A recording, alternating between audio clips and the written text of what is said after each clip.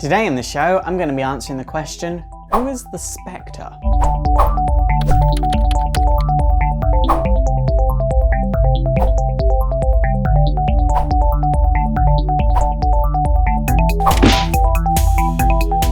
So the Spectre is originally from a comic called More Fun Comics back in the 1940s. Now the point of More Fun Comics was actually a comic book anthology series where DC could just create original characters. Or at least the company that would later on become DC Comics would create original characters. And the Spectre is one of many characters that first appeared in More Fun Comics. So what happened was, a man called Jim Corrigan was murdered, he was sent to the afterlife, rejected from the afterlife, then a being only known as the Voice would tell him that he has a mission and he was going to become a being of vengeance and just get revenge on evildoers around the world. From this moment onwards, Jim Corrigan was no longer an ordinary man. He was the Spectre, and the first thing he did was get revenge on those people that murdered him, and after this he would go and do things like join the Justice Society of America, because that's what you need.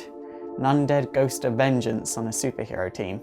The Spectre was really popular for his first 3 or 4 years, but then in 1945, the popularity of superhero comics kind of went down massively anyway, so the Spectre was just cancelled. He was one of the first to go. It wouldn't be till 1966 that the Spectre would return in a role of an undead spirit that avenged people. He would appear in various issues, most prominently showcase number 60, and because the response to him was really popular, he was brought back in his own series in 1967. He was reduced to the role of a narrator in his own series. It was basically the Spectre tells you horror stories. And this series lasted 10 issues and was cancelled. The horror stories were great, but it made no sense to put this character who actually had a history in that role. The issue was, and the reason no one wanted to write him, was that no one could figure out how you write an omnipotent character that has the entire power of the afterlife and make him entertaining and make his stories meaningful. So in the 1970s, he was just killed off, like not to appear again. The plan was just get rid of the Spectre. No one wants to write him, let's just not do anything with him again. However, in the Bronze Age of comics, another Spectre would appear in Adventure Comics, and this Spectre was incredibly ruthless. This comic was highly controversial because there was a thing called the Comics Code that regulated what could be in comics and what couldn't be in comics. This pushed the boundaries by a lot. It did things like, because you couldn't outright kill people in bloody murder in comics, instead of killing a person, the Spectre would turn a villain into an inanimate object, then destroy the inanimate object. He wasn't killing a person, he was destroying an inanimate object that used to be a person.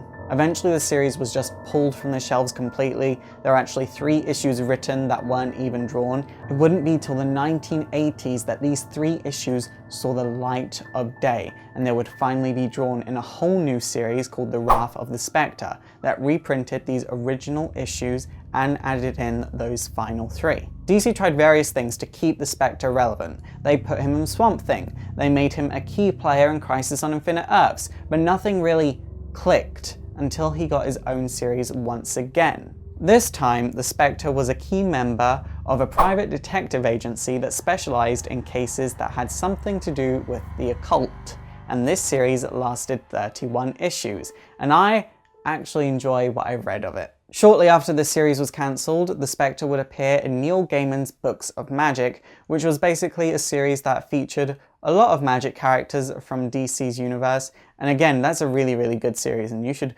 all have read Books of Magic by now. If you haven't already, go and read it right now. Like, stop whatever you're doing as soon as this video is over and go and read Books of Magic. It's one of my favourite comics. Because interest in the Spectre was still quite high, the Spectre was given his own series once again, and this time it was done so intelligently, it's perfect, but it was done a little bit too intelligently, and a lot of people just didn't get it.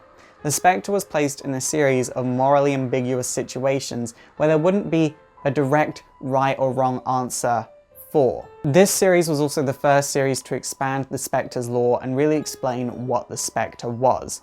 So the Spectre was actually a fallen angel called Astar that was trying to repent for joining the side of Lucifer originally. So as punishment for joining Lucifer but wanting to repent, God made Astar a being of vengeance, God's vengeance on Earth.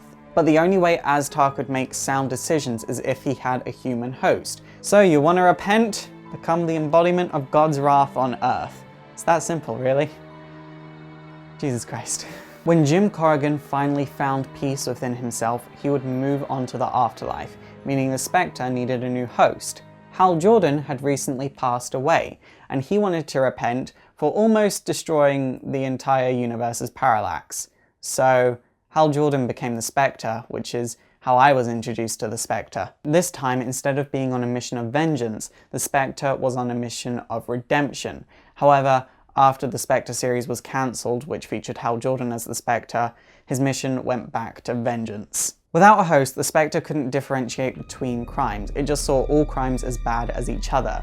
It couldn't tell the difference between shoplifting and mass murder, and as a result, everyone got the same punishment, being killed. The Spectre is then told, magic bends the universe, and the universe is God's law, so to use magic, you're breaking God's law. So the Spectre goes about destroying everything and every person that has anything to do with magic, which is when he kills the wizard Shazam. It's only when he kills one of the final Lords of Order, Nabu, that the Presence finally steps in and basically says, no Spectre, you need a new host. And he forces the Spectre into Crispus Allen, who had recently passed away. In Blackest Night, the Spectre would become a Black Lantern Spectre and would want to go after Hal Jordan. He was only saved by Hal Jordan allowing himself to be consumed by Parallax once again.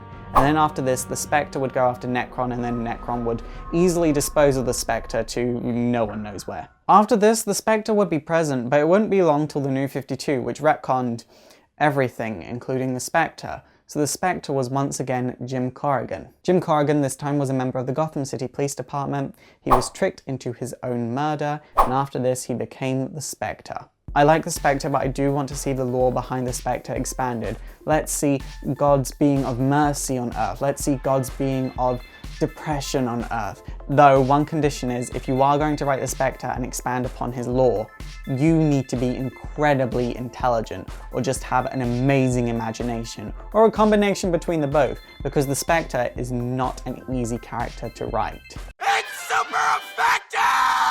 Okay guys, that is it for today. What do you think of the Spectre? Please let me know in the comments down below. And also don't forget to thumbs up and subscribe if you want to see more history videos, and also don't forget to like me on Facebook, follow me on Twitter, support the show by checking out my Patreon so I can make bigger and better and more history videos. And also don't forget to subscribe to my gaming channel, my vlogging channel, and follow me on Twitch. My name is Faust, this has been Exploring Comics, and it is super effective.